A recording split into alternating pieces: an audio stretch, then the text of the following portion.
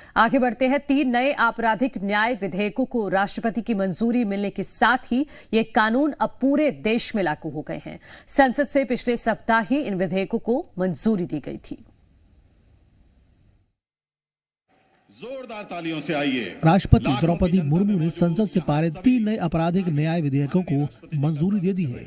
इनमें भारतीय न्याय संहिता, भारतीय नागरिक सुरक्षा संहिता और भारतीय साक्ष्य बिल शामिल हैं।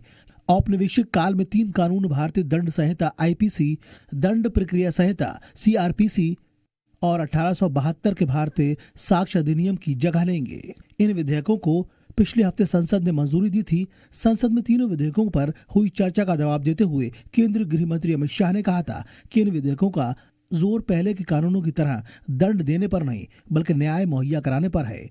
20 दिसंबर को इन तीनों विधेयकों को लोकसभा से ध्वनि मत के जरिए पारित कर दिया गया था। इसके बाद तीनों विधेयकों को राज्यसभा में भेजा गया, जहां उसे 21 दिसंबर को पारित कर दिया गया। गृह मंत्री अमित शाह ने सबसे पहले तीनों बिलों को मानसून सत्र के दौरान पेश किया था, लेकिन बाद में उन्हें एक स्थायी समिति को भेज दिया गया था। इसके बाद इसमें पैनल की कुछ सिफारिशों को शामिल करके फिर से पेश किया गया था।